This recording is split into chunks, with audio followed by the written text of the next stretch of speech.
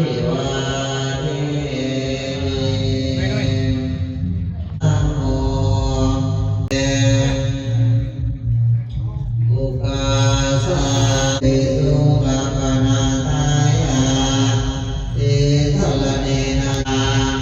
ทุติยามิอามาตติยามิมายังพันเตภิกษุโตอะระหะโตสัมมาสัมพุทธัสสะนะโมตัสสะภะคะวะยัมปิธัมมังสรณังคัสสามิ ติยามิธัมมังสรณังคัจฉามิ ตติติสรณะขะมะนังนิทิตามิสิกขาปะทังสมาธิยามิ ปานาติปตาเวระมณีสิกขาปะทังสมาธิยามิ อัปปินนาทานาเวระมณีสิกขาปะทัง ปะทังสมาธิยามิ โมสาวาทาเว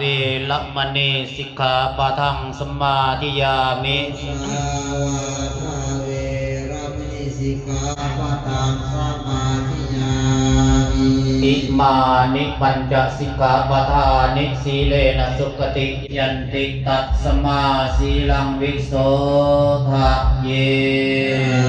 ตุอิมานิปัญจสิกขาปะทานิสมาธิยามิตุติยมปิตติยมปิมานิปัญจสิกขาปะทานิสมาธิยามิตานะโมตัสสะภะคะวะโตอะระหะสาธุสัยยะตุภวังสัยยะมังคลาสัยยะมามหามุคุติปฏิปเตสัพพะมัจจัง ธรรมสวนาคาโลอายัมมะตันดานาโม หากว่าได้ยินแล้วจะก็เปิดเสียงเด้อขอเวลาจะ10 นาที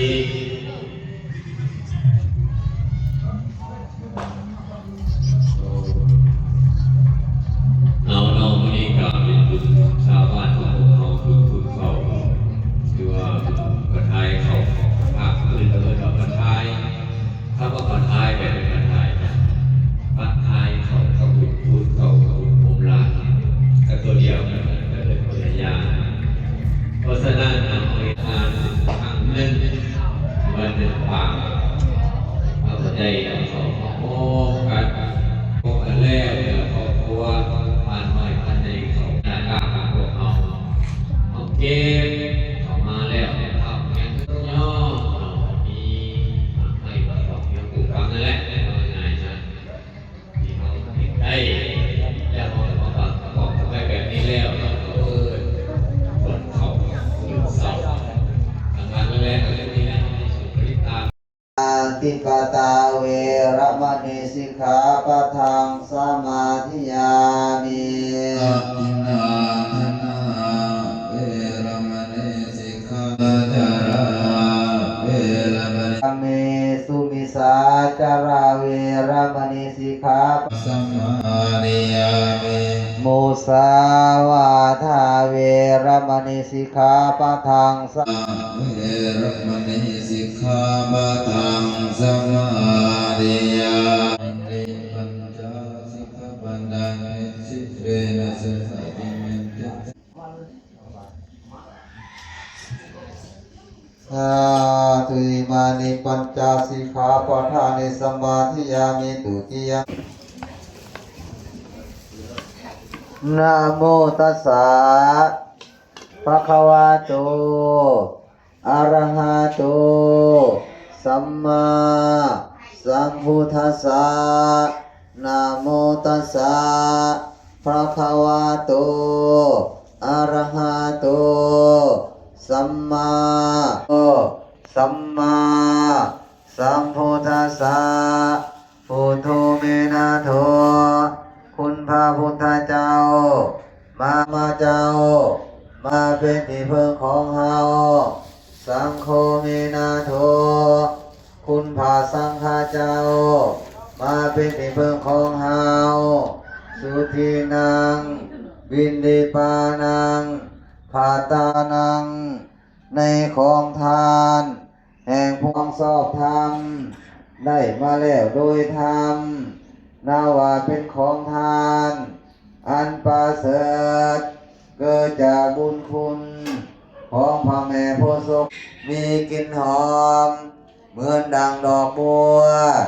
ยกขึ้นพานิพานขอให้ถึงเมืองแก้วขอให้แค่วพวงมานขอให้โพธิศาสนาขององค์อาสาโอโนสยามาสาธุโนพันเตภิกขุสังโฆอิมานิภัตตานิสาปริวาลานิปฏิบัติธรรมกรรมฐานภาวนาและในการศึกษาผู้เจ้าตลอดไปจุดประสงค์เพื่อแผ่บุญกุศลอันนี้ออกไปในอันยิ่งใหญ่ไพศาลไทยทางผู้ไกลและผู้ไกลทางคนหักกาสาลทนังกะโลมา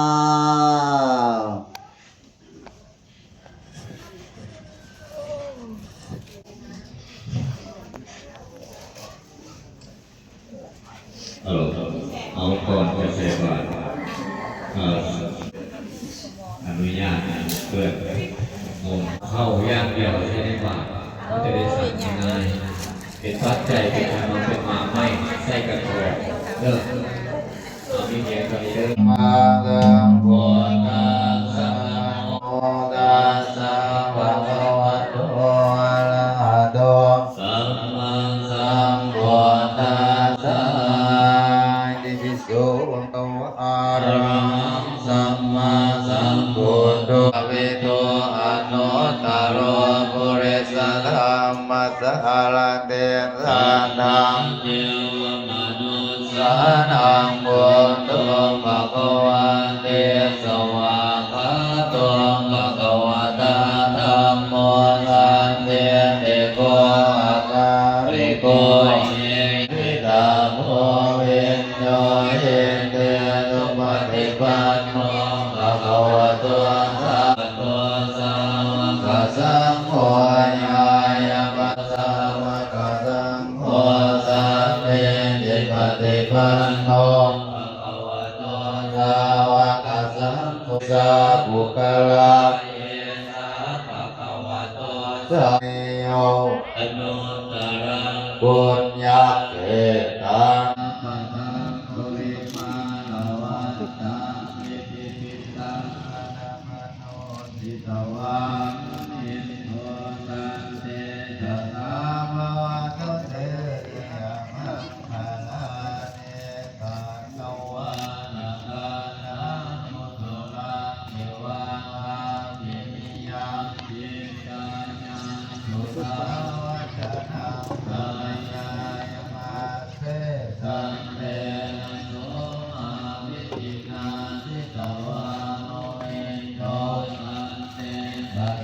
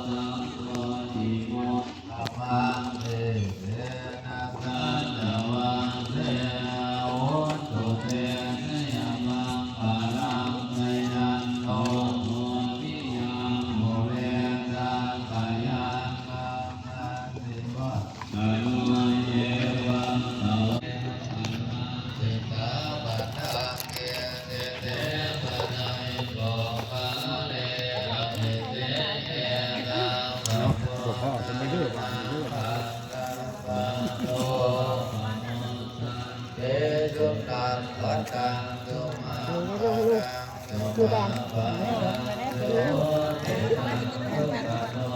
ถามทำไมใช้บาตรนี่นะ มาจาริโสปะราตินังกายกรรมังวาจากรรมังปะทาทินังปะทาทินังปะโนกัมมังมะเนเตเต